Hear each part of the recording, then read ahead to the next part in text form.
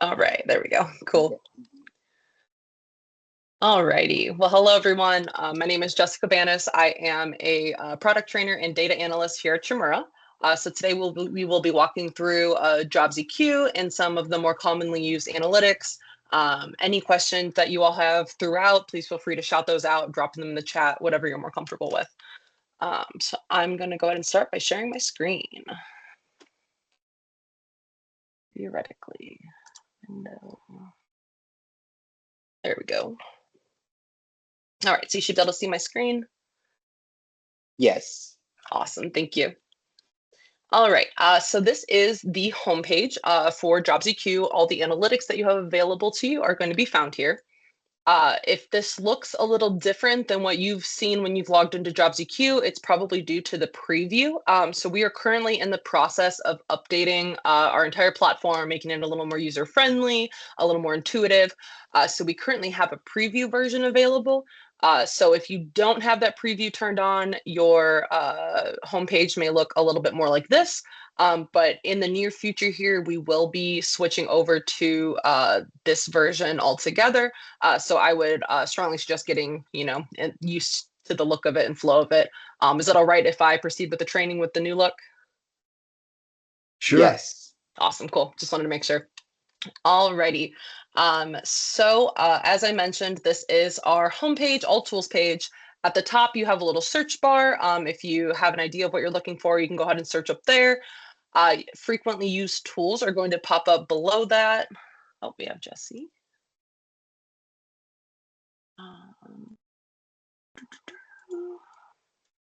Hello.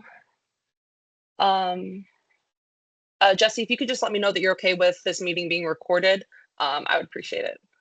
Yeah, definitely. Cool. Thank you so much. Yep. And welcome. All right. Yeah. So we're just taking a look at all tools page. Frequently used tools that you utilize are going to show up at this top bar here. The most recently used analytic will show up at the left. All right, and then below that, we have the My Tools that are available to you. The default is a grid view. The grid view is going to show you the big header, and then you're going to get the name of the analytic with a little bit of a blurb about it. Also up here, you can click on the different sections to shrink those lists to apply to what you are looking for. I like the list view, so I'm going to go with that to explain these, but either way, that's set up there for you. So these are all the tools that you have available to you within JobsEQ. They're split up into a couple different categories. We have our big picture, which are good for looking at overall trends or pulling bulk data. We have our education analytics. These deal with post-secondary awards and confirmations. And then we have our more section, which just didn't fit easily into our other categories. Reports are going to be ready-made reports that can be downloaded to Word or as a PDF. These are really great. They pull from places all over JobsEQ and put them into these ready-made reports. They can be great for to utilize internally or externally, and they can also be great jumping off points as they pull from a bunch of different places all over JobsEQ. And we will take a look at one of those towards the end. Then we have our demographics data, industry analytics, occupation, and then there are also widgets available that you can add to your company website and such. If you're interested in those, your CRM, Jason would be able to assist. There's a couple steps that need to be taken to make sure that those show up properly. But yeah, so that is the My Tools section. A couple other things I want to point out before we jump into the analytics. Some help and support that is available to you. We have our live chat feature, which can be found at the bottom left corner in this side ribbon here. Live chat, we are available 8 a.m. to 6 p.m. Eastern time to answer any questions that you might have, whether you're looking for a definition of something, you're trying to find something specific, maybe something doesn't seem like it's working quite right. Feel free to reach out to us. We generally respond within 30 seconds. So that is something that is there to assist you as you're working through. If you reach out to us outside of our hours, we'll just get back to you the next business day. Alrighty, so our first analytic that we are going to jump into is Industry Snapshot. So Industry Snapshot is can give us an overarching view of our region and the industries within. So I know we service a couple different counties. About that. So I know you guys service a couple different counties. I have sorry, and apologize if I pronounce these incorrectly. I have Brevard in there now. Is that all right to get started? And then we can take a look at, we'll look at putting a couple regions together in different levels, but is that a good place to start? Yeah, cool, thank you. Awesome. And then just so you know, with these region sections, we can look at larger regions such as MSAs, states, and so on. And we can also take it, we can look at lower region definitions, smaller ones such as ZICDAs, which are very close to zip codes. We can look at census places and so on as well. So we'll start with looking at Brevard County. Does someone want to pronounce that correctly for me in case I'm incorrect so I don't drive you crazy? It's Brevard. Brevard. Brevard, thank you. Brevard, No got worries. it. Thank you. All right, so looking at Brevard County, I'm still going to pronounce it wrong, but it's all right. Brevard County. And then we are going to take a look at total all industries to get started, to take a look at our industry sectors. We're going to start with total employment. But if you are interested, you can parcel these out by different employment types. So whether you're interested in a certain sector of government, private employment, self-employment, those options are there for you. We'll talk about historical and projection years in a moment. And then we're going to look at the two-digit NAICS level. Are we familiar with NAICS codes? Yes. Yes. Cool. Thank you.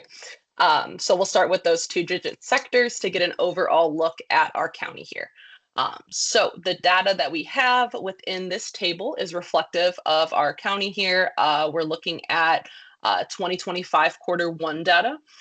We are in the process of updating to 2025 Q2, and that update should be out, I believe, this week, unless something leads us to push that back a little bit, but that should be out in the near future here. Alrighty, so this is our data pool for our industries within Brevard County here. Each row in our table is going to correspond to the NAICS code all the way to the left, and the table is going to sort by the highest concentration of employment. So our highest concentration of employment within Brevard County is within our healthcare and social assistance industry. And our table here is split up into 3 sections. So we have our current data, we have some history data, and then a forecast. Our current section is going to consist of our current employment within the region. So within our healthcare and social assistance industry, we have almost 37,000 employees. This value here is a 4-quarter moving average in an attempt to remove seasonality from the values. And then these employment values include both full-time and part-time workers. These data stem from the quarterly census of employment and wages. And within that report, they do not specify between full-time and part-time workers. So therefore, both are included within these values. And then following that, we have our average annual wages. And then lastly, in our current section, we have our LQ, which is our location quotient. So a location quotient is a representation of the ratio of employment within a region versus that of the nation. So if there's an equal ratio of employment within the region versus that of the nation, we're going to have a location quotient of 1. So our healthcare and social assistance, we're at that 0.92. Our administrative and support and waste management down here, we're at a 0.96. So those are very close to that location quotient of 1, which would indicate that there is a similar ratio of employment in those industries within our region versus that of the nation. So having a LQ higher than 1, so for instance, our manufacturing here, we have a location quotient of 1.73. That means there's a much higher concentration of employment within our region here versus that of the nation. Lower than 1 would mean there's a lower concentration. So our education services a little bit lower than the national average. Any questions thus far? Nope, I think we're good. Thank you.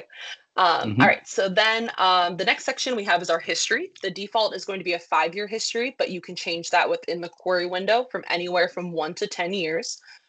So this is going to give us a look at the historical data. We have the employment change over our 5-year window.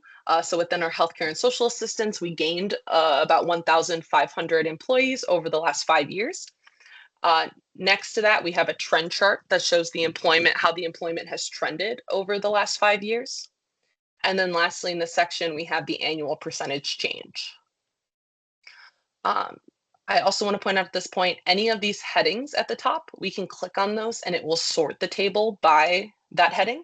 So if I click employment change over my 5-year history, it's going to sort by the highest employment change, which was within our manufacturing, grew by almost that 7,600 employees over the last 5 years. If we click it again, it's going to show us who lost the most over the last 5 years. So that was within our administrative and support and waste management. So just to show that. All right, and then our last section here, we have our forecast. So this is a 1-year forecast, but that forecast can be changed within the query window. And again, that's anywhere from 1 to 10 years, just like our historical years. So this forecast is a prediction of what the industry may look like in the upcoming year. So this is made up of a couple different sections. We have our total demand, which is the exits plus transfers plus employment growth. So it's taking those next 3 categories and adding them together. Exits are positions that will need to be filled due to individuals exiting the workforce. So they're leaving the workforce to go back to school, to start a family, or for retirement. They're completely exiting and their positions will need filled. Transfers are positions that will need filled due to individuals transferring from one field to another. So they're transferring out of healthcare and social assistance and they're transferring into a different field. So their positions will need filled. And then the employment growth is the growth or contraction that is forecasted over the next year. So for our healthcare and social assistance, it's looking to grow by a little over 600 employees over the next year, which is an annual growth rate of 1.8%. So again, just to summarize, exits plus transfers plus employment growth is going to equal our total demand. So this can give us a view, even if we are looking at an industry that is set to contract or not gain too many employees, we still need employees to fill those exits and transfers. So it can give us a full look at our at that potential forecast for the next year. Right. Any questions before we look at a couple other things here and move on to our next analytic?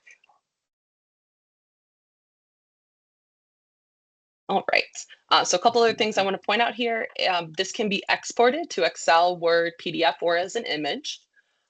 There is a little piece for comparison here. So if I hit add more here, it's going to add 2 other regions for comparison. It defaults to the state and the nation, but you can put any other 2 regions in here. So if I run just to show that, this comparison piece shows up within the history section, and it's going to compare the annual percentage change. So it looks at our annual percentage change within our region, and then that in the state and the nation based off the 2 regions that we chose here. So that is a little comparison piece that can be added in. And then we also can utilize this to dig down further into these industries to see what might be driving the growth.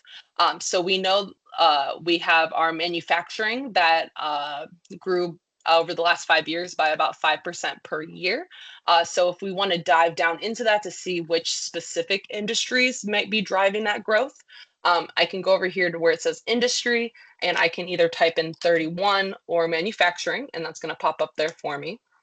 And then I can change my NAICS level from 2-digit to 6-digit. So then that will allow me to see those very detailed industries underneath manufacturing. And then if I go ahead and hit run, so now we're taking a look at the specific industries that fall underneath manufacturing, and we can, along with their history and their forecast. So we can see our highest employed industry here, our semiconductors and related device manufacturing, has lost about 30 employees over the last 5 years. But we can see below that we have some others that have grown. So if I go ahead and make this, I can sort by the annual percentage change.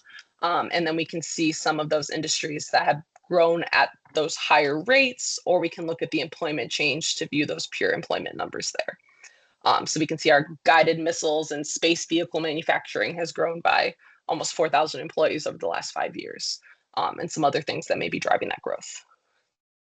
Jessica, I had a quick question. I've been kind of following along from the homepage when you started, but when I guess when I was playing around in this before, I picked the MSA as our region, where you picked Brevard. And I'm getting different numbers basically, and actually I don't know why it's not even showing manufacturing. So that, again, could be operator error here, but I'm just wondering, what is your suggestion is not to use an MSA and rather use a county name to get better or, more filtered results? Yeah, so that would just depend on the area that you want to focus on. So if you want to look at the MSA as a whole, the MSA would be the point there. But if you want to get that more defined look on a smaller community, the county or the city places and stuff like that might be more of what you want to look at. And you just type that into the field right under region to get that, right? Okay. As you're, instead of adding more. Okay. Yeah, that's what I did there. But we'll also look at next being able to put a couple counties together. So we'll put together the 3 counties in your service region, and then you can utilize that. Okay, awesome. Thank you. Yeah, thanks for the question. So one last thing I want to look at here, if we scroll down to the bottom of the table, it's going to give us some aggregate data down here. So since we searched for manufacturing, we queried for that. The aggregate data for manufacturing is down there, and then it's also giving us the same data points for total all industry as well. All right, so that is industry snapshot. And then as I alluded to, we are going to take a look at creating a custom region next. So are there any other questions with industry snapshot before we move on? All righty, so I'm going to navigate back to our homepage here. And then to create customizations within JobsEQ, we're gonna expand our little sidebar here.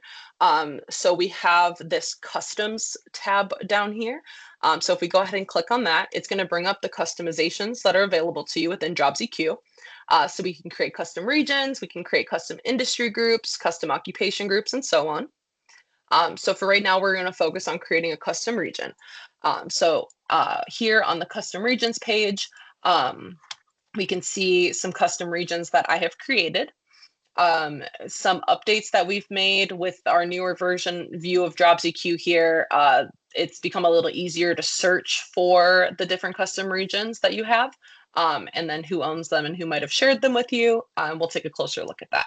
So to create a new custom region, we're going to go over here and click New. And that's going to bring us to our Edit Custom Regions page here. So it tells us this region is inactive, which is great because we haven't done anything yet to it. And then it's going to prompt us to give our region a name. So I'm going to go ahead and call this, we're going to create a custom region for your service region, so that we can see that here. So I'm going to go ahead and call this CareerSource, and then I'm going to put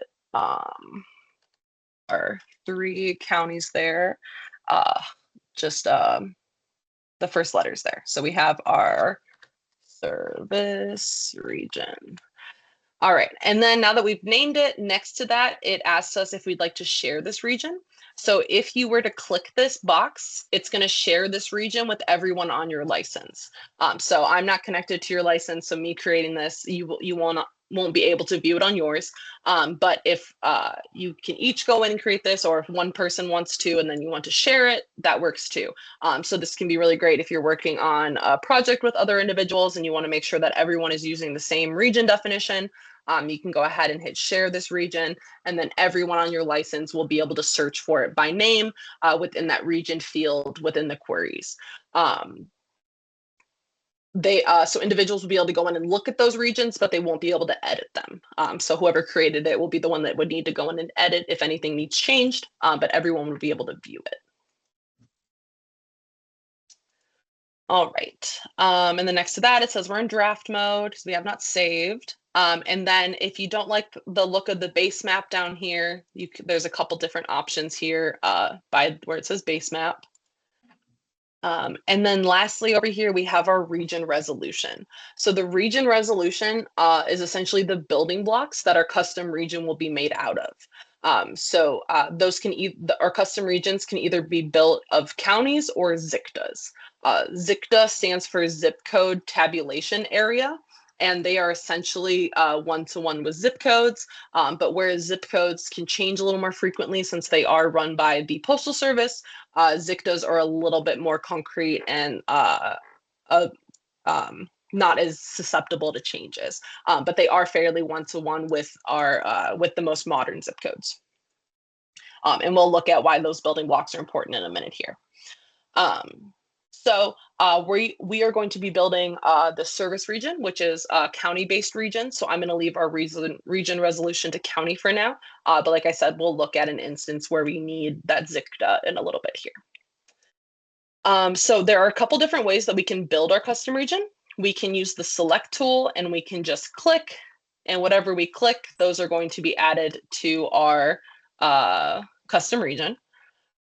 If we aren't as familiar to click, we can go ahead and type. So I can go ahead and type our service region here. So we have Brevard County, we have Flagler, and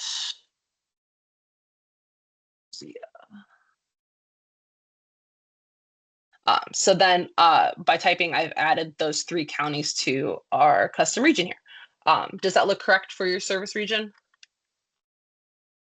Yes, that's correct. Awesome, thank you.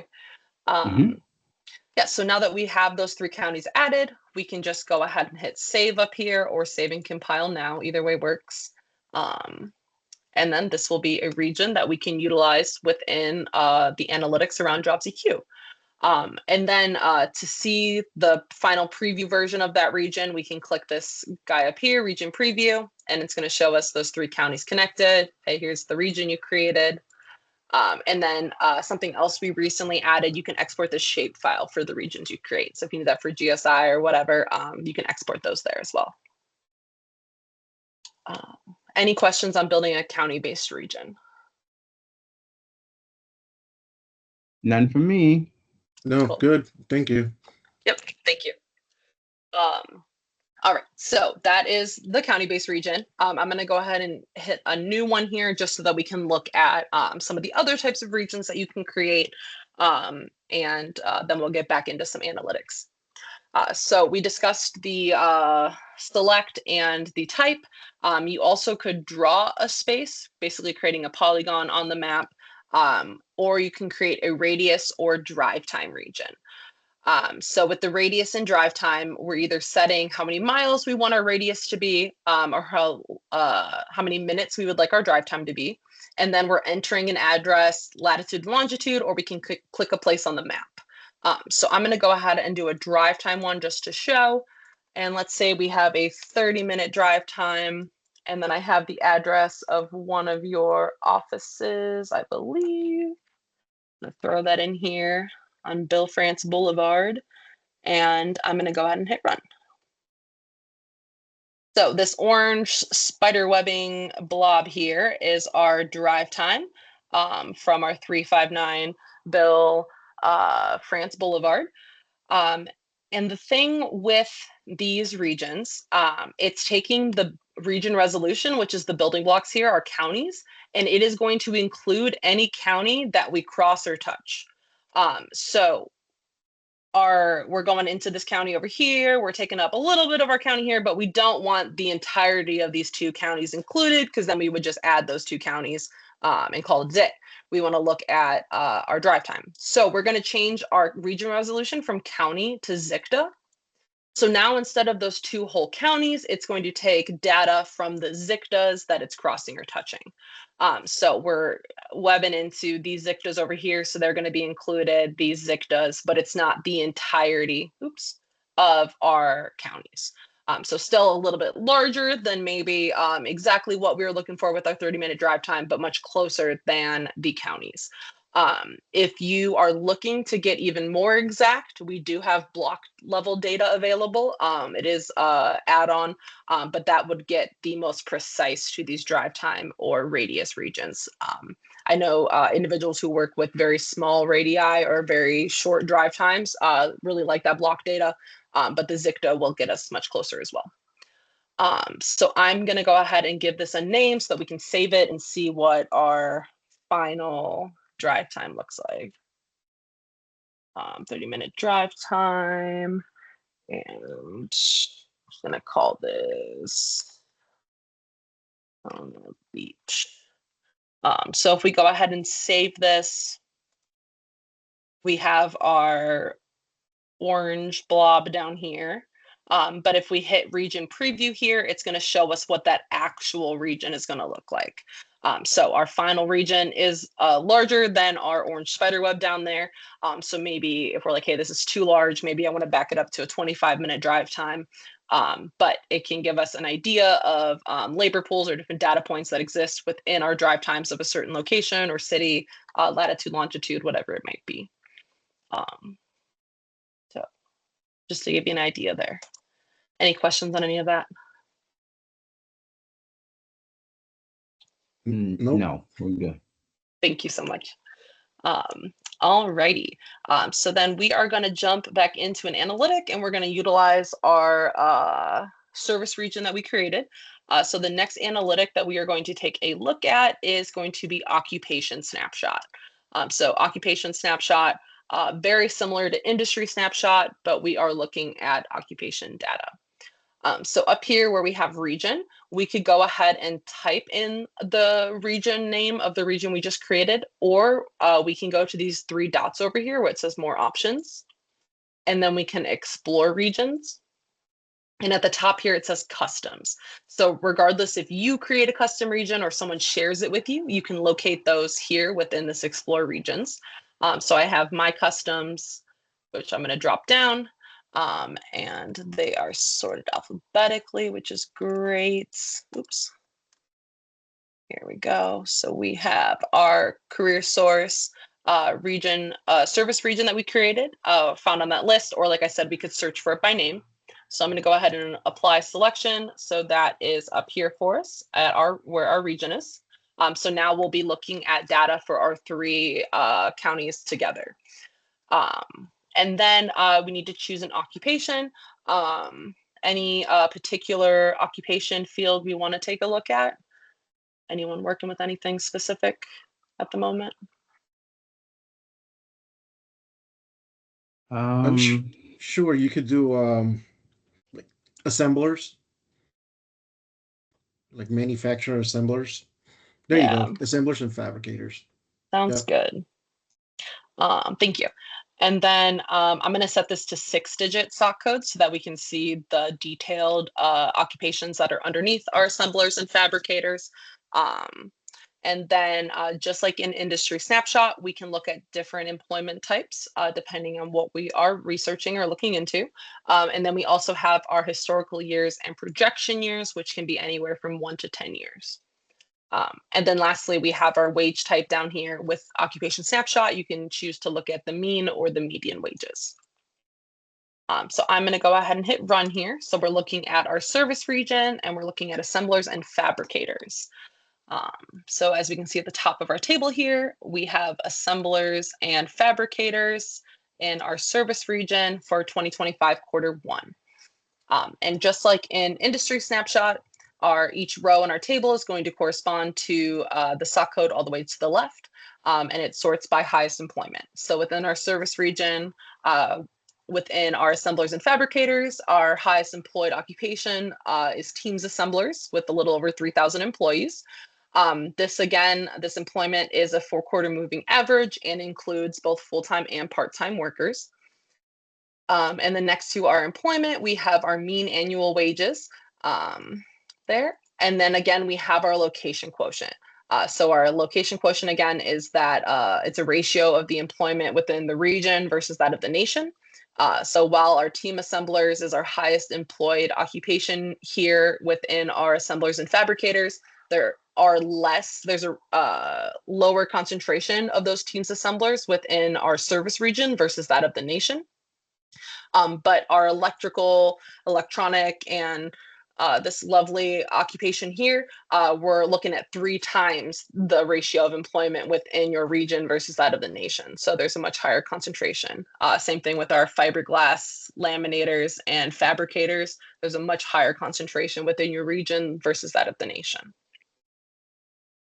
So continuing with our current section, we have next some unemployment data to go along with our occupations. So it shows us those who are unemployed within the region and the occupation, and then what their unemployment rate is. And then following that, we have a little snippet of our online job ads data. So I know you all have access to RTI, which is our job postings database. And in a couple analytics here, we will do our deep dive into RTI and take a look at that more closely. But this is one of the ways that that data pops up within JobsEQ. So this is a sampling of online job ads that were active within the last 30 days. So our team assemblers here, we did not have any that were active within the last 30 days, but we have within these other occupations here, we have a couple that were active. So if I go ahead and click this 17 here, it's going to show me all the job ads that fall underneath that occupation that were active within the last 30 days. It's going to show me job titles, who the employer is, where the reported location for the job posting is, start date, end date if it's closed, or active if it's still active, and then any wage data that could be pulled from the job posting. And as I said, this is just one snippet where these job postings come through, and we'll take a deeper look at how this data is sourced and more about it once we get into RTI. But just wanted to show you that's there for you. So that is our current section. And then following that, we have our 5-year history. So again, it's showing us the employment change over those 5 years. So our team assemblers have grown by about 500 jobs over the last 5 years with an annual percentage change of 3.5%. You'll notice we don't have that little spark chart there that existed with an industry snapshot. But if we go over to the left, you can see these little bar graph icons. If you click on those, it's going to show you the history, the historical employment trend, and then the projection. So that'll create that little chart for you, which can be exported. And then that is our history section. And then lastly, we have our forecast, which is set up the same way as industry snapshot. We have our total demand, which is our exits plus transfers plus employment growth. Exits are still positions that will need filled due to individuals exiting the workforce. So within the next year, it's predicted that about 139 teams assemblers will retire, go back to school, start a family. They're going to exit the workforce for whatever reason. Then we have transfers. Transfers are positions that will need filled due to individuals transferring from one field to another. About 250 individuals are predicted to transfer out of team assemblers into a different occupation. And then lastly, here we have the employment growth or contraction, and then the annual percentage growth rate.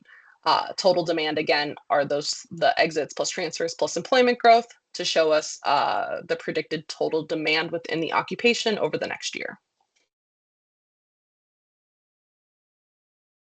All right. Any questions at this point before we take a look at a couple other things here? No, thank you. That was some real good information. Very Awesome. good. Thank you. So a couple other things that we can do here. If we scroll down to the bottom of the table, I just want to show we have our aggregate data. Again, it's showing us the data for assemblers and fabricators, and then total all occupations. This also has that comparison piece where we can add our 2 other regions and it's going to compare within our 5-year history for those annual percentage changes. And then within occupation snapshot here, since we're looking at our most detailed occupations, if we go ahead and click on one of these, maybe I want to learn more about becoming what a fiberglass laminators and fabricators do. If I go ahead and click on that blue hyperlinked name, I can go to occupation profile here, and it's going to give me a little bit of information more about this occupation. So it starts with the occupation title, and then here's what fiberglass laminators and fabricators do. It's going to give us some training information, so education and training requirements, the educational attainment profile for those within the that work in this field within the region. And then below that, if there's any post-secondary programs that link to the occupation, those are going to show up here. Let me see if I can grab one of these that might, maybe we don't. Just wanted to see if there was one that had education here. Yeah, okay. So here with our aircraft structures, surfaces, rigging, and systems assemblers, if we scroll down here, it has our regional post-secondary programs. So it shows us, hey, here is the program. Eastern Florida State College awarded 21 certificates or 2-year degrees here. And then we also have aircraft power plant technology and technician program, which we have Eastern Florida State, and then our other university here as well. And it shows us, it just links those to universities, colleges within the region that are conferring awards that correlate to our occupation. So just pulling in that post-secondary piece. So that's the training tab. It also is going to give us a little more wage data here. So it's going to give us our mean wage along with entry level and experienced. And then below that, it shows us some industry wages. So our aircraft structure, surface rigging, and systems assemblers are connected to these different industries. And then here's, it gives us the annual wages for those industries. And then lastly, I want to show you here, this may be more beneficial if you're working directly with job seekers, but this is going to give us some knowledge and attributes that are important to know to become aircraft structure, surface rigging, and systems assembler. The different attributes and knowledge are scaled on a scale of importance from 0 to 100. So if we're going to go into this occupation, we need mathematics, knowledge, English language, mechanical, some different knowledge that we need, and then also some abilities that would be beneficial. Problem sensitivity, near vision, finger dexterity, different abilities that we need to be successful within this occupation. So just some other information there about the specific occupations. All right, and then one other thing I want to show here is creating a custom occupation group on the fly. So maybe we're doing some research into assemblers and fabricators, and we want to get a little more information about some other specific occupations. So maybe I want to get a little more information about teams assemblers. So we have these little check mark boxes over here. As I clicked one, you can see at the top, it came with, we have this pop-up where it says create group or clear selection. So once I select a couple, we can create a group of those custom occupations and then utilize that other places around JobsEQ. So I'm just going to grab a couple that we might consider high growth, high wage. So I'm going to grab our teams assemblers. I'm going to grab our electronic, and electromechanical equipment assemblers. We'll grab our fabricators, and then we'll grab our fiberglass laminators. So just for instance, so let's say those are 4 occupations that we want to take a closer look at. I can go ahead and hit create group here, and then I can give my custom occupation group a name. So like I showed before, we can go to that customs tab where we made our custom region at, and we could create a custom occupation through there. But this is also another way to make one on the fly. So I am gonna go ahead and call this 51-2000, since that is our assemblers and fabricators. And I'm gonna call it high growth, high wage, just so that I remember. And then we have the share button here. Works the same way as share region. If you want other people to have access to your custom occupation group that are on your license, you can use that share button there. So I'm going to go ahead and hit save. So it saves our custom group. And then it's going to say, hey, here's some places that you might want to use that custom group that you just made. Which it has our next analytic we were going to take a look at, which is occupation wages. So before I navigate over there, any questions with occupation snapshot? I think we're good. Thank you. I appreciate it. Sorry if I'm checking in too much. No, No, very you're fine. thorough. Thank you. Thank you. All right, so we could navigate back to the All Tools page if we want to, or we can use occupation wages here. I'm going to go ahead and click on that link. And so then this is going to take us to occupation wages analytic. I'm going to clear out those comparison pieces so we can just see what we're looking at here. So occupation wages is just going to give us a little bit deeper information on our wages for our occupations. So we're still looking at our service region here, and then we're looking at our 51-2000 high growth, high wage. So that custom group that we just created. And so now instead of just giving us the mean wages, we're looking at our 4 occupations that we selected. We see their mean wages. It gives us entry level and experienced, and then as well as those different percentile ranges. So just a little bit more wage data to leverage there.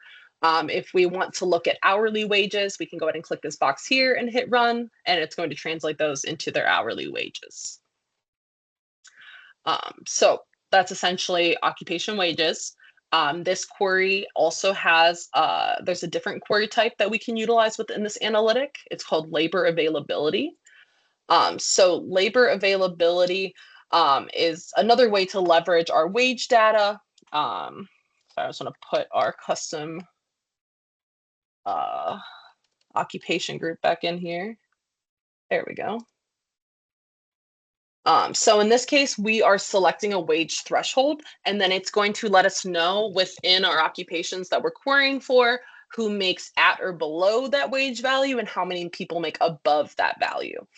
So focusing on our occupations we have here, I'm going to go ahead and throw, let's say, we'll throw $20 an hour in there. So maybe we're looking to hire someone within one of these fields, and we're thinking, all right, maybe $20 an hour is what I would like to pay them, or what an employer would like to pay them. And it's going to show us, okay, so within our electrical, electronic, and electrical mechanical equipment assemblers, we have a total of a little over 2,000 employees within our region, within this field. We have a little over half of them are at or below $20 per hour, and then that little over 1,000 is paid above $20 an hour.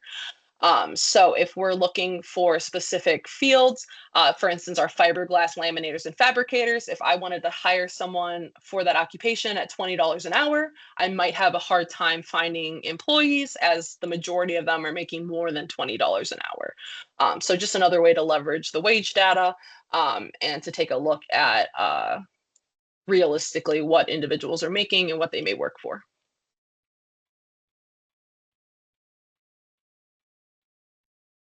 And Jessica, can you, while you have that screen up for the wages, can you show us when you export it, what it looks like? You know, for cases when we want to share with employers on a specific thing, like how does that export? What does it look like? Yeah, so we can export it to Excel, Word, or PDF, or image. Okay. So is there a specific? I guess I would say PDF maybe. PDF, yeah, sounds good. Yeah. So when we export, it goes up here, and then should be able to see that table there. It's a little. Okay, so it's just it's pretty much a table. It creates a table exactly how you're looking at it in the platform. Okay. Yeah. Sometimes, like, you know, I'm going to use Florida Insights, for example. Sometimes it gives you a graph of some kind or some sort of, but this is great. This will be a good way to share it. Okay. Awesome. Yep. And then anytime you want to like work with the data points that you're exporting, Excel should export it all to a table that looks exactly what you're looking at that you can then manipulate. Okay. Thank you. Yeah, you're welcome. All right. Any other questions with occupation wages?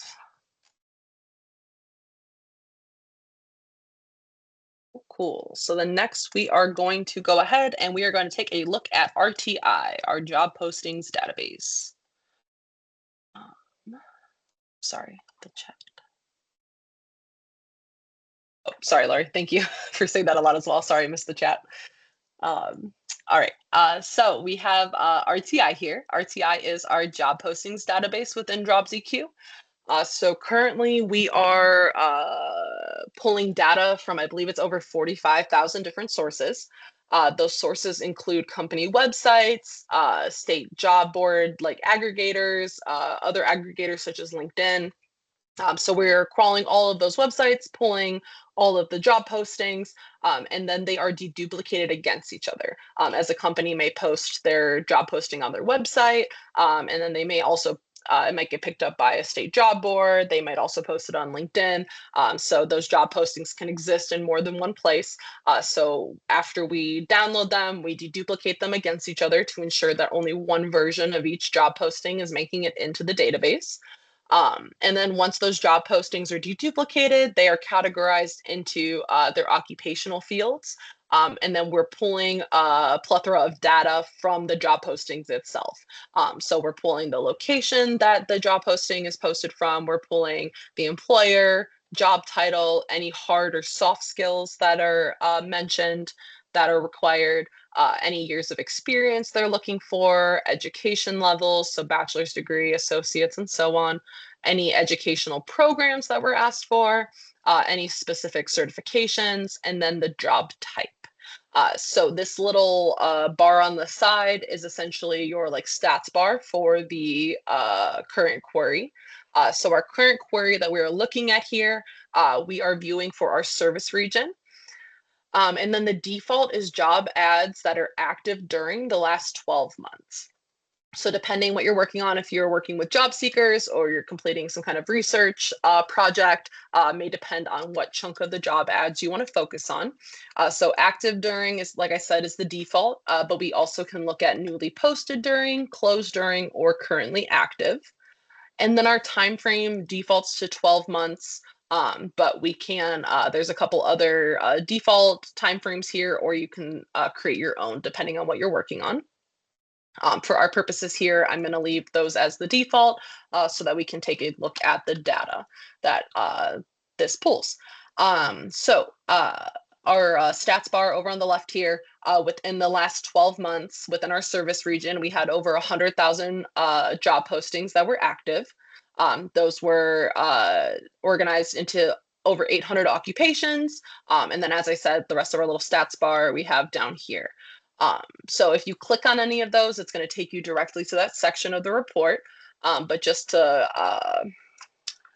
go ahead and step through it just so we can see what data is available, and then we'll take a look at some filters and specific instances and such. So at the top of our page, we have this little our line chart up here, line graph. And the blue line are the job ads that were active over the last year.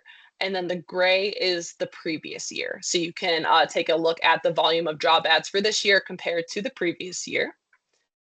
Below that, we have the occupations and they're sorted by the most job postings. So within the past year, the most job postings were assigned to retail salespersons with that almost 4,000 active job ads.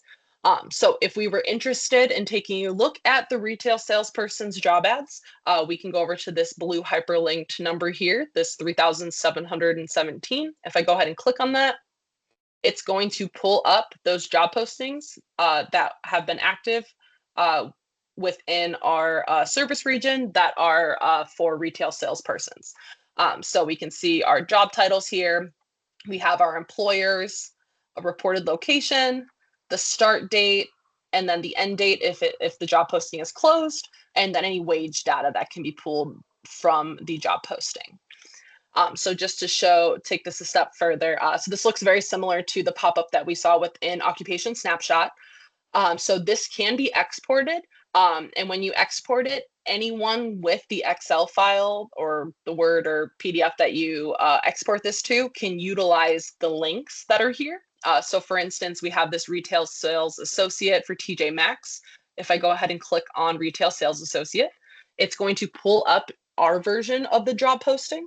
So a lot of different websites, when their job postings are taken down, they take down the complete job posting. So we pull it word for word so that that is kept for documentation research purposes here. So we can view our version of the job posting. And then if we click view original, that's going to link you directly to the job posting where we pulled it from. So in this case, it's TJ Maxx's website here, retail sales associate. So like I was saying, if you export this sheet and let's say you send it to a job seeker or someone that you work with that does not have a JobsEQ license, once they are in the Excel or Word doc, they'll be able to access these links to see these pages, which will also link directly to the original job posting.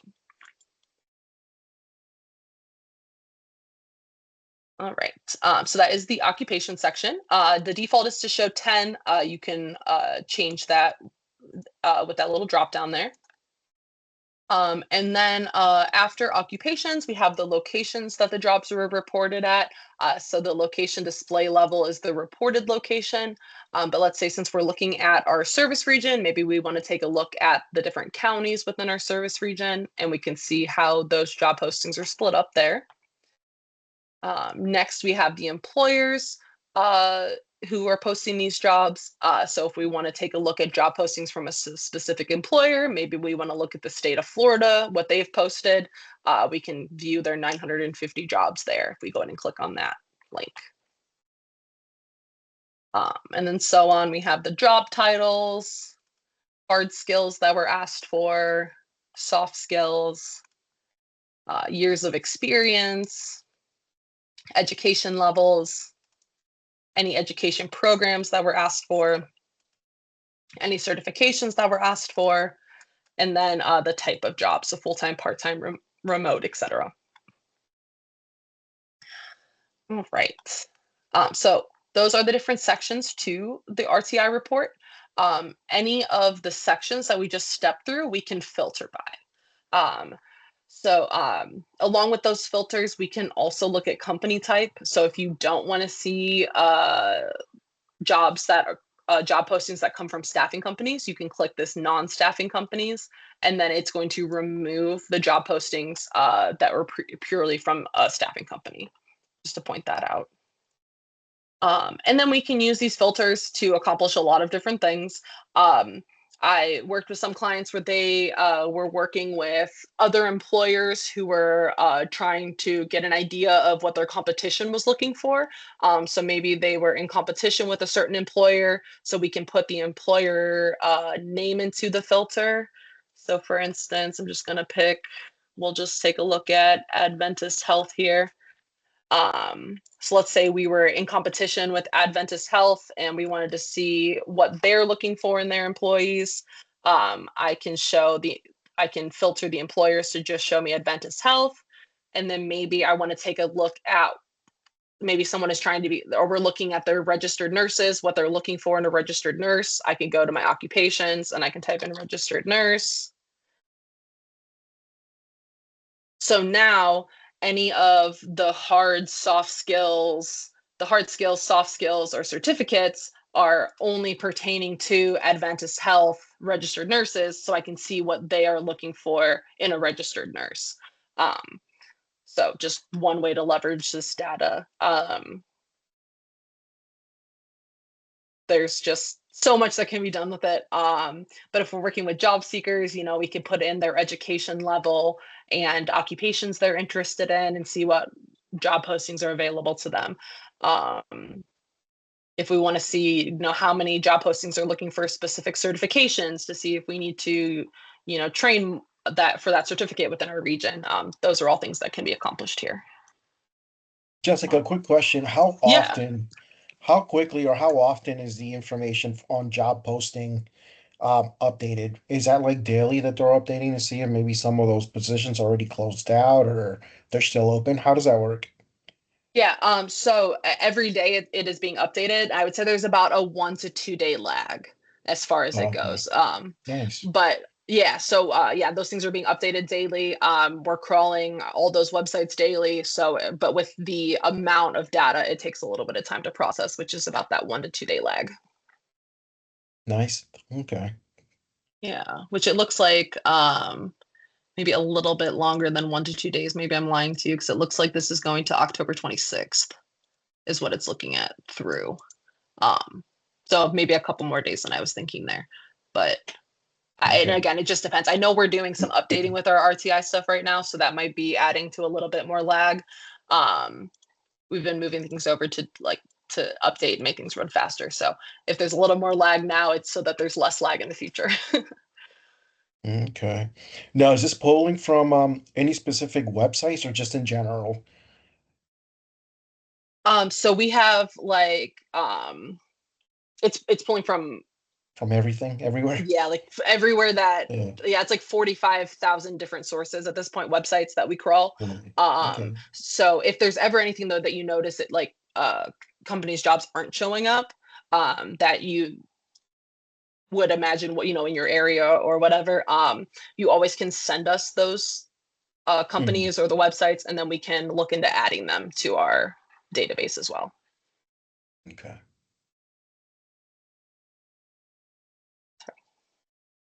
Any other questions on that?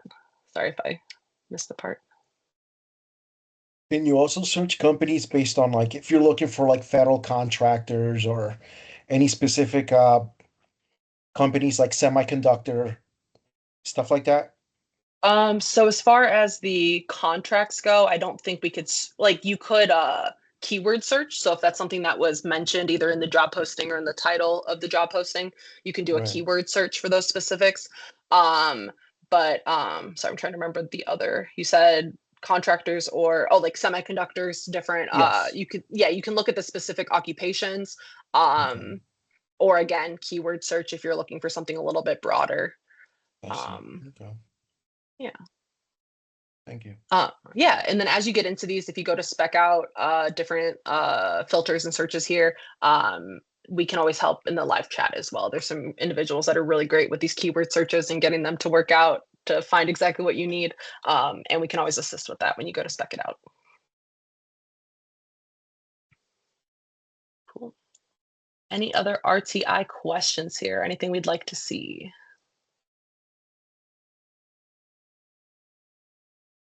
All right. So then Jessica, oh yeah, yeah.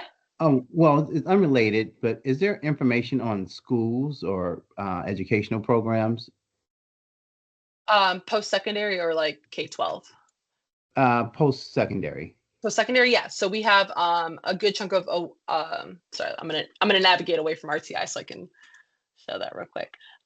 So underneath our education section here, we have the awards analytic, which you can put in like your service region and then specific programs or occupation fields. And then it's going to pull, okay, here's like within the region, the most certificates were awarded in the liberal arts, science, liberal studies.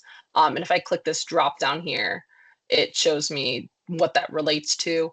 But there's different query types. So like we can look at programs by school. So if I want to look at a specific school, we can run those and we can look at data for a specific school.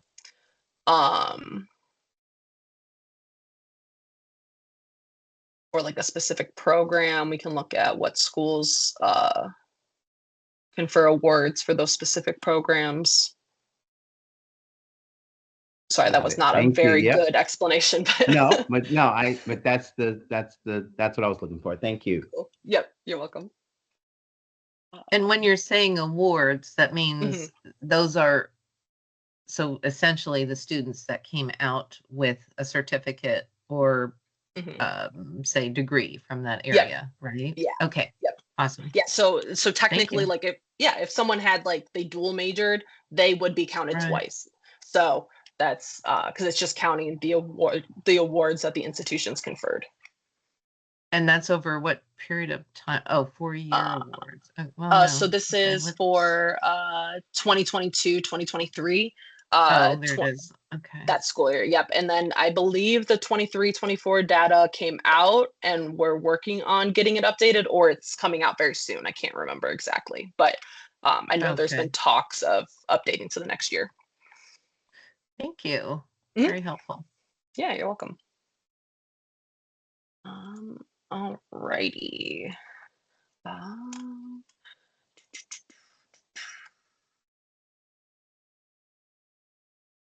Okay.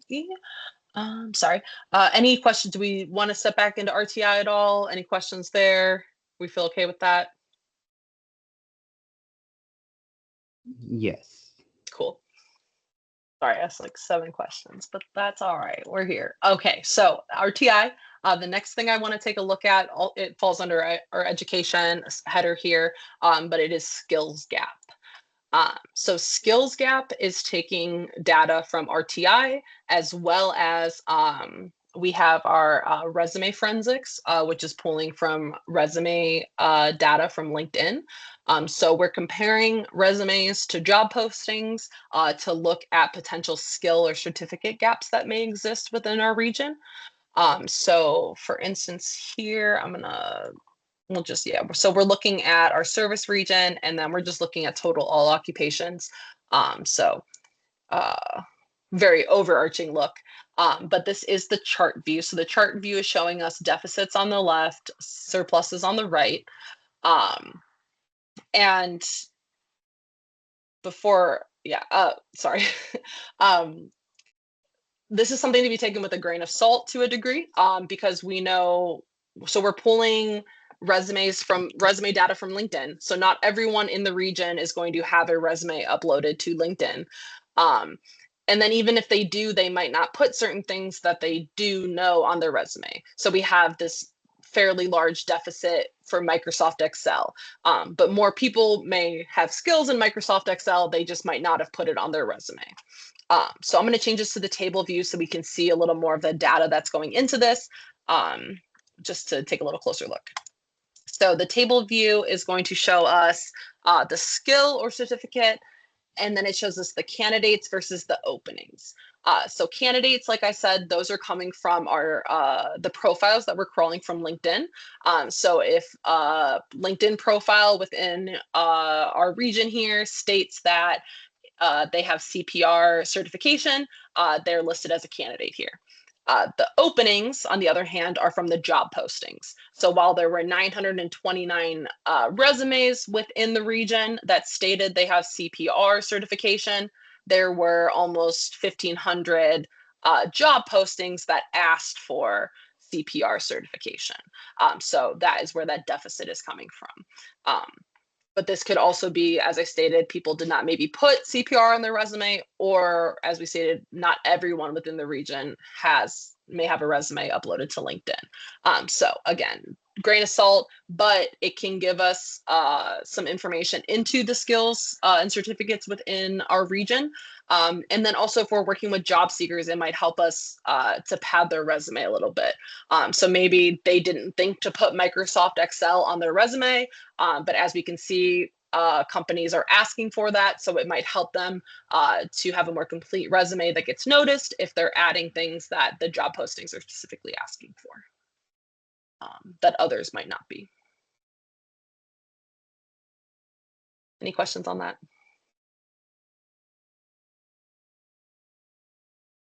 No, that seems like a pretty neat tool. Yeah, definitely a cool way to leverage that data. Mm-hmm. I agree. Alrighty, so that is skills gap.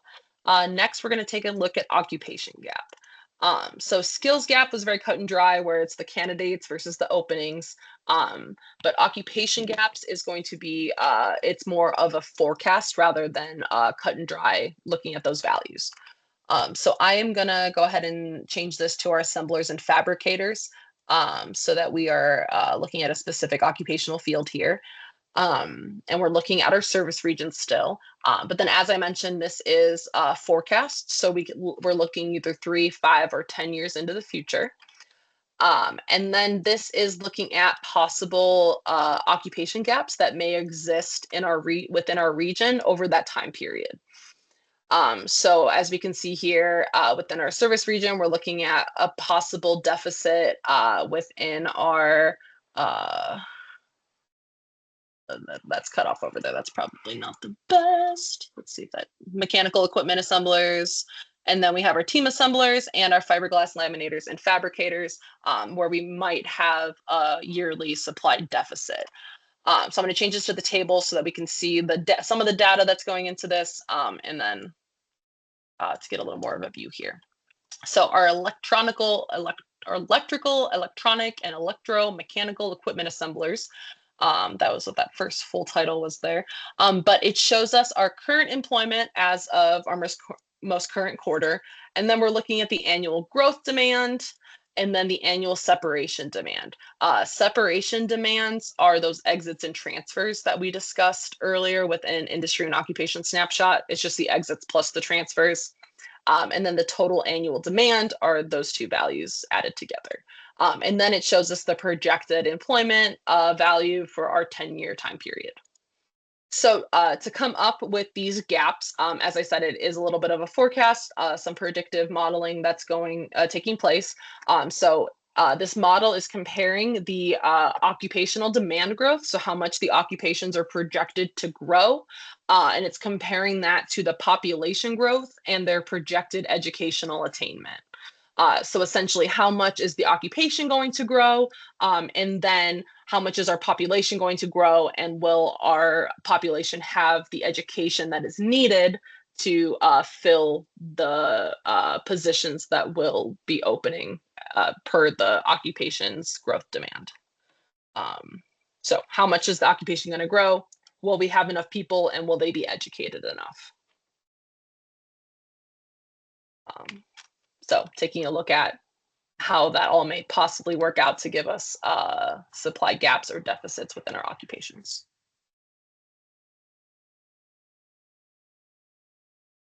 Any questions on that? No, thank you. It's great. Thank you. All right. So we're going to take a look at some demographics data. Take a little look at maps, and then we'll take a look at one of those ready-made reports, and then it'll just be any questions that you all have left for me. So we're going to take a look at occupation diversity for our demographics here.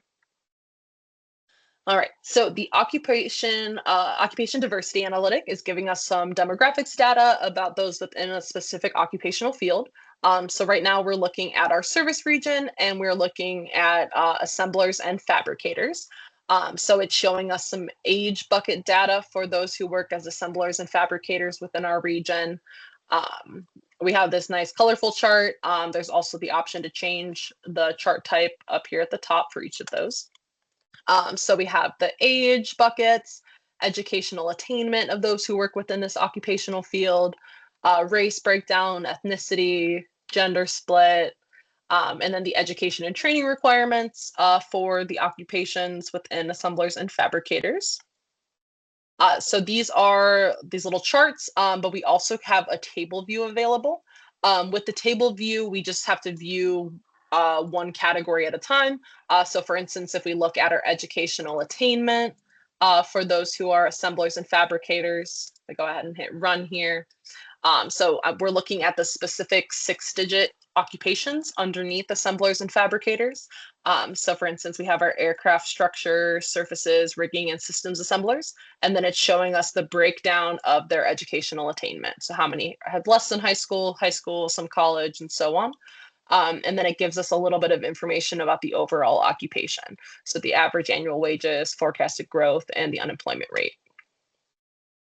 A category that exists within the tables that's not within the charts is this underemployment category. So if we go ahead and run that, an individual is said to be underemployed. We use the New York Fed's definition, which says that an individual is underemployed if they have a bachelor's degree in a role that does not require a bachelor's degree. So this is taking a look at our assemblers and fabricators, It shows us the total employed, and then it shows us any individuals that may be underemployed within their positions. So within our assemblers and fabricators, the majority of people seem to be a good fit for where they're working as far as education goes. But depending on which occupational fields you're looking at, you may be able to identify some underemployed populations.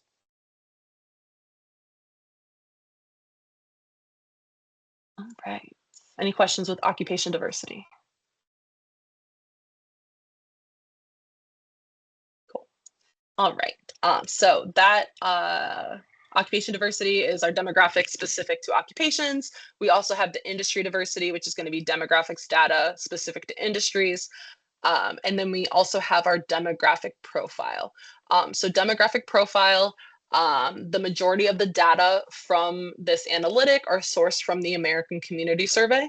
If it's from somewhere else, it is stated, but the majority is going to be from that ACS survey. This analytic is made up of 4 different tables. So we have the summary table, unemployed, household income, and region stats. So starting with our summary table here, it's going to give us some general demographics data for our region, looking at our service region here. It's going to show us the overall population, gender splits, median age buckets, race and ethnicity data, some population growth data, economics, so labor force participation rate, armed forces, those who work from home, and so on. Some educational attainment data for those who live within the region, some housing data, and then social data. So within the summary table as well, so this is the current mode. Within the current mode, we can add 2 other regions to compare. Or if you'd like to pull data for 3 regions, maybe you want to pull for all 3 of your service regions at once, you could throw each of the counties in there, and it's going to pull each data point for all 3 of those regions and throw them side by side there. So that is the current with our comparison. The other view that's available is the historical view, which is going to show us some historical data. Our historical data within demographic profile runs back to 2011, and the most current is 2023. So we go off of the American Community Survey's 5-year estimates. Their 1-year estimate for 2024 is out, but the 5-year estimate for 2024 is set to be out in December, and then we would be updating and processing and hopefully have that updated to 2024 shortly after. But with that historical view, you can see the data from 2011 to 2023. And then if you want to see those data points on a chart, we have these nice little bar graph icons over here. You can go ahead and click on those, and it's going to show you the data on a nice line graph or bar graph there that you can export. All right, so that is the summary table. Along with the summary table, we have the unemployed table. Unemployed is going to give us data that is specific to the individuals who are unemployed within our region. So it gives us the total number of unemployed individuals, their age buckets, gender splits, race and ethnicity, if they're a veteran, and then their educational attainment. And this the unemployment table, we can add the comparison piece, and we also have the historical view. So that is the unemployed table. Next, we have household income. Household income is going to give us some household income data. So we have the total number of households, their income buckets, and then the median income and mean income. This we can also compare here, and there is a historical view as well. And then our last table is the region stats table. So region stats starts with some commuting data, which unfortunately these commuting data points cannot be calculated for a custom region. So this is one of those places where unfortunately our custom region will not produce data for us here. So we would need to look at our counties individually to view those data points. You could add the comparison piece in here, and we could throw all 3 of our counties in here to view all 3 of them at once, and then you could aggregate the data. But like I said, the custom regions unfortunately just don't work for this commuting piece. But just to show the commuting piece, it shows us the total employed population. It shows us those who work within their region of residence, so how many people are staying within our region to work. It shows us those who are leaving for work, who are working outside of their region of residence. And then it shows us in commuters, so how many people are traveling into our county to work. And then it shows us our net commuters, so how many commuters are we netting overall. But that is the only section that will not work for our custom region. So if I go back to our custom region, we can view our K-12 characteristics down here. So it shows us our total enrollment, total teachers, people to teacher ratio, etc. We have some electricity rate data here, as well as union membership rates. So a lot of demographics data available here. Any questions on the overall tables before I show how to link some stuff here? So you said that in and out commuters, like from whichever area that you're looking for specific, that's under demographics, right? Yep, That's yes. under So that, demographics. Okay. yep, it's in the region stats table. Regions. Okay. Yep, and then we'll also look at how to view it on a map too in a minute here. Okay. Thank you. For sure. All right. So I would like to show us how to connect this to maps. So let me go back to our unemployed table here. So let's say we're looking at our service region and we're diving a little deeper into our unemployed individuals within our region, trying to learn a little more about them. And maybe we want to see where those within our service region live who are unemployed and have some college or associate's degree. So if I click on this blue hyperlink here, it's going to take me to the maps analytic. And it is showing our service region here at the ZICTA level. So it's showing us at that ZICTA zip code level where those who are unemployed with ages 25 to 64 with some college or an associate's degree. So our lighter spots are where there's lower concentration, darker is where there's a higher concentration of those unemployed individuals. If we so it defaults to the percentages, but let's say we wanted to know how many unemployed individuals lived in each of these ZICTAs. I can go to this little gear icon here under data where it says unemployed educational attainment, and it's going to have my display settings and then the query. So I can, instead of looking at the percentages, I can look at the numbers and hit OK. So then if I go to export this to Excel, it's going to download the data point for each of those ZICTAs. So it'll say ZICTA, this one has this many unemployed individuals who have college or an associate's degree, and so on and so forth. So this is a really great way to pull bulk data, like for the demographics in this case, for all of the smaller regions within an overarching region. So maybe if you're looking at your MSA or the state and you want to pull all counties underneath that or all ZICTAs underneath that, this would be a really great way to do that. As far as adding, as far as adding like labels and stuff, so like right now, these little boxes don't mean much to us if we aren't very familiar with the zip codes or ZICTAs within our region, but we can add labels.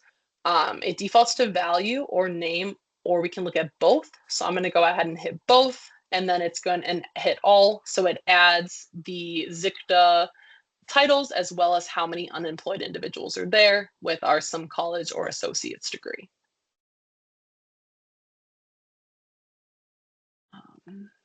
So just one application of connecting our demographic profile to maps. Something else that we can do here, so maybe we're looking at this data, but we want to also see where our county boundaries are. We can add layers to our maps. So you can add custom layers if you create one that you need. I worked with an organization and they needed bus routes on their maps. So they created a file and uploaded it to show the bus routes.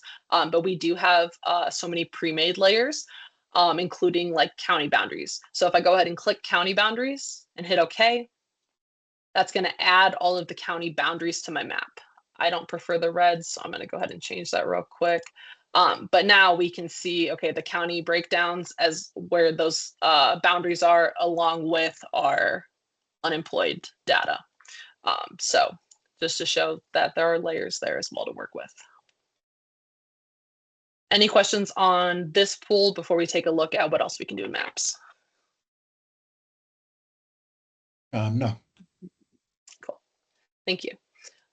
So I'm going to go ahead and hit our little trash can over here so that we get rid of this query so we can take a look at a new one. As I alluded to before, we can take a look at commuting data within maps. So if I go into maps and I want to add a query, I click this little plus sign next to data. And then essentially any data set within JobsEQ that can be put on a map is available here. So we have industry data, occupation, that commuting to and from. We can look at changes in employment, unemployment, underemployment, awards, online job ads, etc. But if we want to take a look at this commuting to and from, we can take a look at where individuals are commuting to or where they're commuting from. So if I want to see who is commuting to our service region, so commuting to our service region, I'm just going to leave this as total occupations for our purposes here. And then we can select a region display filter, which is essentially how far do we want to look out for these commuters. So I'm just going to look at the state of Florida, but depending on what you're researching, you can change that to fit your needs. And then I'm going to leave it to county as well. So if I go ahead and hit run or hit OK there, we're looking at the state of Florida and who is commuting to our service region. So I'm going to go ahead and add our values. So as we can see, the majority of individuals are commuting to our service region from around our service region here. But as we look a little further away, we have people way on the other side of Florida, and it says that they are commuting to our service region, which that, might not really make sense for someone to be commuting that far daily to go to work. But the way that this is based on, it's an ACS data point, and then they pulls in some loads data as well. But the ACS, the way that the survey asks the question is they say, where did you work last week? So someone who lives way out here on the far reaches of Florida might have had to commute to your service region for a conference or whatever it might have been the previous week. And that survey said, hey, where did you work last week? So they put your service region down, even though they live way out of the way. So just a grain of salt or a specific of the surveys to take into consideration with this data. Any questions on that? No. Cool. Yep. And then if I were to export this, it would show me each of these counties, and it would show me how many individuals are commuting to my service region. Alrighty, so that is maps. So the last analytic I would like, or the last real thing I'd like to take a look at is one of our ready-made reports. And then while that's thinking, I have a couple things I want to show you, just some technical things around the website, but we'll get into that in just a minute.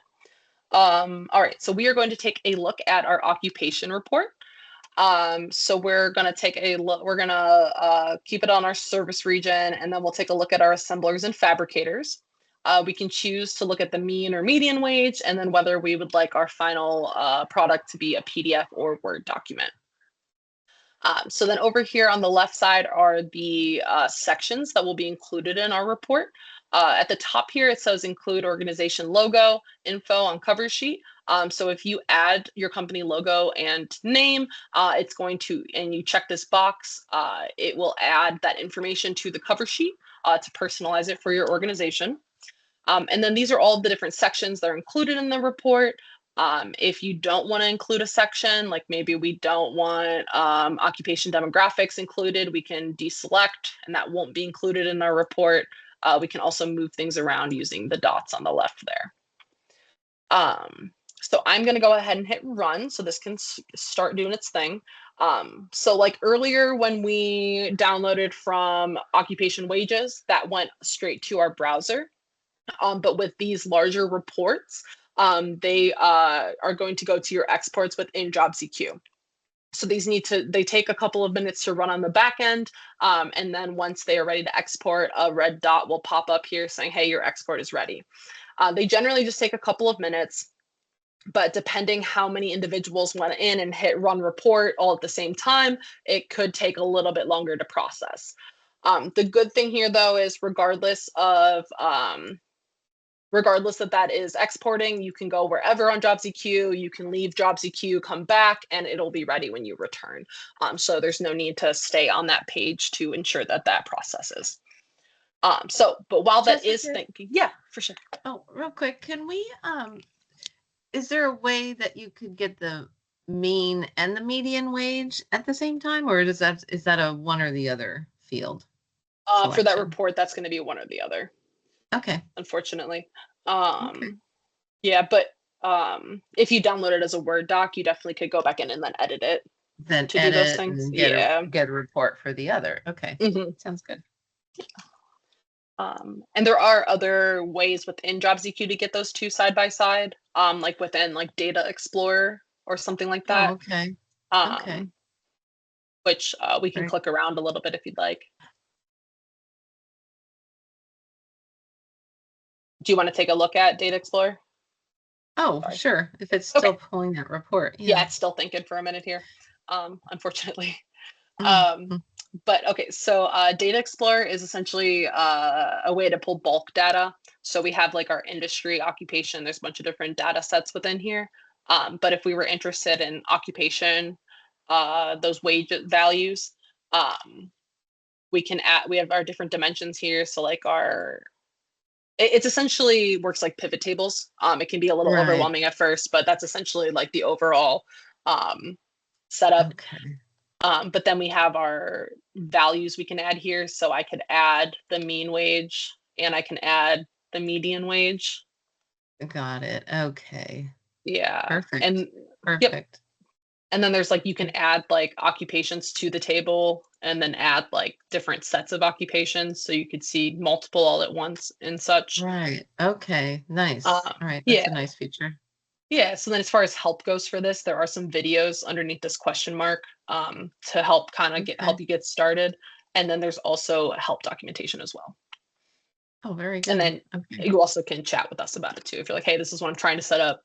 Help me out here. And we can walk you through it. Okay.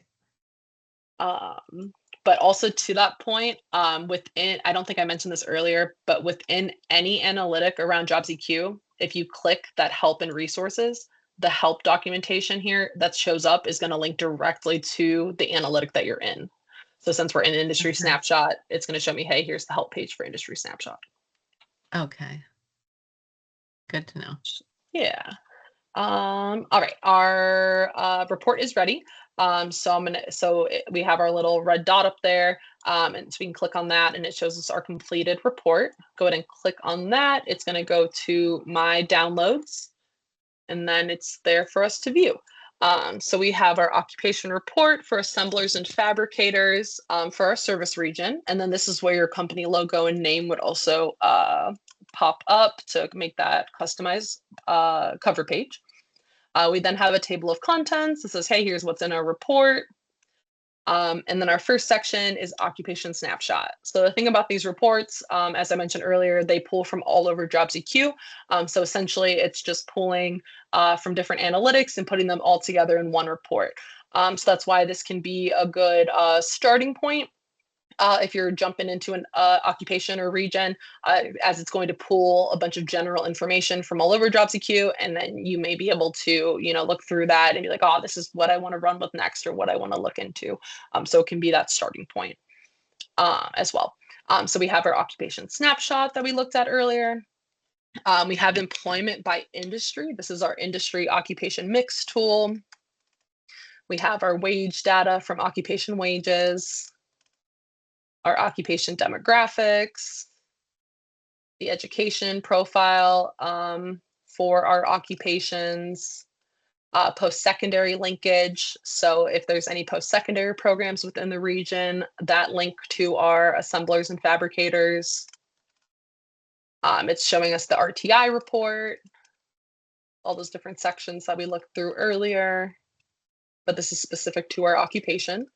And then it shows us our top skills and certification gaps, which was that skills gap we looked at earlier, our occupation gaps, And then it shows us the geographic distribution of where, so the top ZICTAs by place of work, and then the top ZICTAs by place of residence. So where are our workers working and where are they living? And then it says, okay, here's the region we were looking at. Here's some data notes about the different data points that existed within the report. Our region definition, here's the counties we were focused on, and then any frequently asked questions that go along with the data that was presented.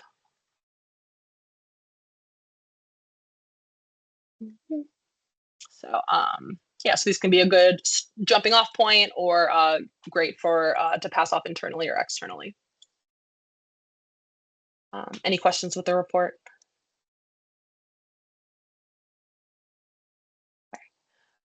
And then just two other things that I did not mention, and then I will be done talking and ready to answer any questions. So there are different analytics around JobsEQ where you can save the queries you're in. You can always go into those analytics to load your saved queries, or now all the saved things are going to live within saved. So anything that you save will live within that tab. We've also added this recents tab. So in analytics like RTI, where we may be setting a bunch of different filters, if you were to, spec all that out and then maybe your computer crashes or your web browser crashes, for some reason you navigate away from the page, you just put all the work in to spec out. This recents tab is going to save the last instance of the analytic that you were in. So the last time I was in industry snapshot, it shows me, hey, you can open that link to show you exactly what you were looking at, or Data Explorer, Occupation Report, and so on. So it's going to save that last instance of the analytic you were in. So just a cool little feature that was added there. All right, so that is my spiel. What questions? Any questions for me? Anything else we want to take a look at? Totally understandable if not.